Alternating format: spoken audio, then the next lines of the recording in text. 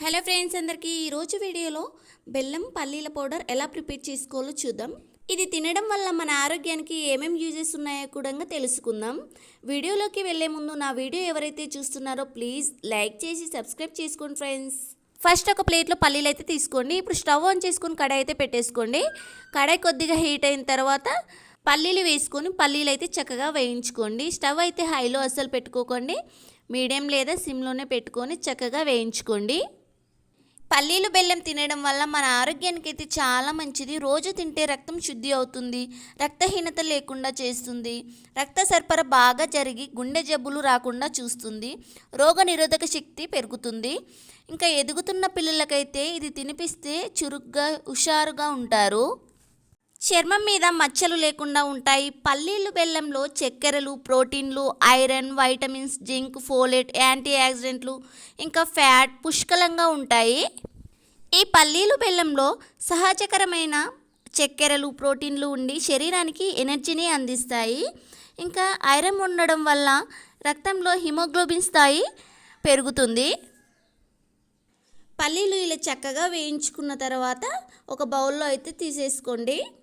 మంచిగా వేయించుకోవాలంటే కొద్దిగా పైన పొట్టు ఉంటుంది కదా, ఆ పొట్టు అనేది బ్లాక్ అనిపిస్తుంది కానీ లోపల అనేది అసలు వేగవు. అందుకోసమే ఒక 10 మినిట్స్ అయినా స్టవ్ అనేది సిమ్లో పెట్టుకొని చక్కగా వేయించుకోవాలి. వేయించుకున్న తర్వాత నేనైతే ఇలా ఒక చాట్లో అయితే వేసుకున్నాను. చాట్లో వేసుకొని పల్లీలు వేడిగా ఉన్నప్పుడే పల్లీల పొట్టు అనేది తీసేసుకోవాలి. పల్లీలు వేడిగా ఉన్నాయి కాబట్టి ఇక్కడ నేనైతే ఒక క్లాత్ యూజ్ చేసి పల్లీల పొట్టు అయితే తీస్తున్నాను.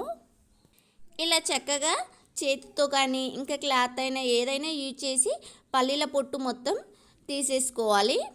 చూసారు కదా, మొత్తం పొట్టు అనేది వదిలింది. పొట్టు అనేది వదిలిన తర్వాత ఆ పొట్టు అనేది ఊదేసుకోండి, అంటే చెరుక్కోండి. ఇప్పుడైతే రోలు ఇంకా రోకలు చక్కగా శుభ్రంగా కడుక్కొని ఒక క్లాత్తో తడి ఏం లేకుండా తూచేసుకోండి. మీకు ఇష్టమైతే మిక్సీలో కూడా వేసుకోవచ్చు, కానీ రోట్లో నూరితే మాత్రం చాలా టేస్ట్ ఉంటుంది. కర్రీస్ కానీ చట్నీస్ ఏవైనా సరే టేస్ట్ అనేది చాలా బాగుంటుంది.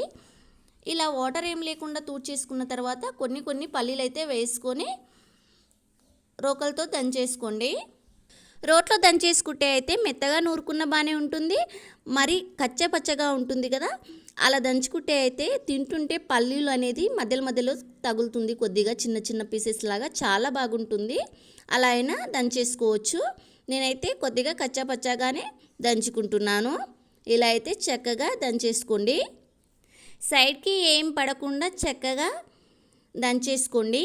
ఇలా మెత్తగా దంచుకున్న తర్వాత ఈ పౌడర్ని అనేది పక్కకైతే తీసుకోండి. పల్లీల పౌడర్ని పక్కకైతే పెట్టుకొని ఒక బౌల్లో అయితే వేసుకోండి.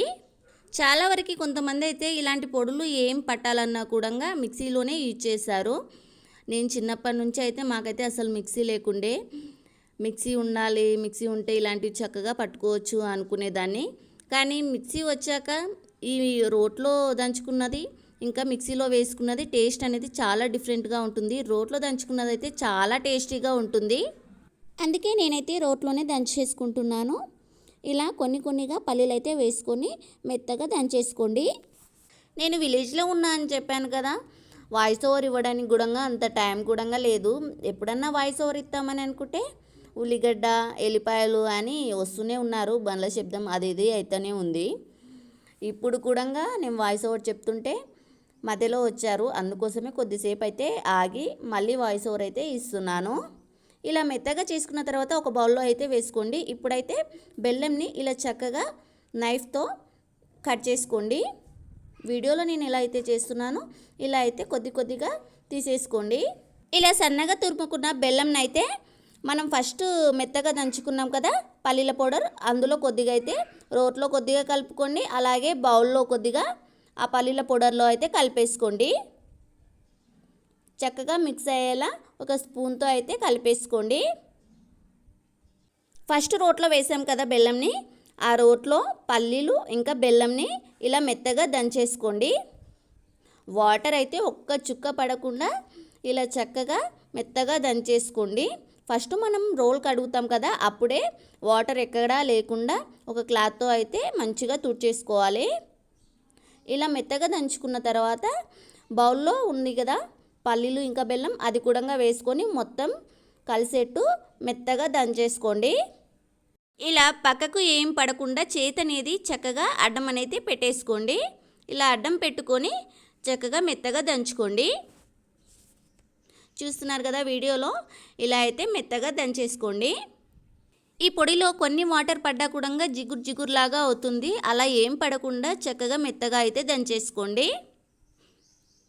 నాదైతే పౌడర్ అనేది ఇలా కొద్దిగా కచ్చపచ్చగానే ఉంది చూడండి. ఇలా ఉంటే అయితే టేస్ట్ అయితే చాలా బాగుంటుంది.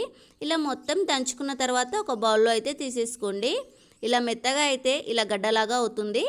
మనం స్పూన్తో అయితే ఇలా పొడి పొడిగా చేసేసుకోవచ్చు. కాసేపు అయితే ఫ్యాన్ గాలికి పెట్టేసుకొని ఒక బౌల్లో అయితే పెట్టేసుకోవచ్చు. ఇప్పుడైతే ఫ్యాన్ గాలికి పెట్టేసుకోండి. ఇంకా మీకు ఇష్టమైతే ఇలాచి కూడా వేసుకోవచ్చు. ఇలాచి పొడి పొడిగా దంచుకొని అయితే ఈ పౌడర్లో కలిపేసుకోవచ్చు. టేస్ట్ కూడా చాలా బాగుంటుంది. ఈ పొడిని రోజు మహిళలు తినడం వల్ల అయితే వాళ్ళకి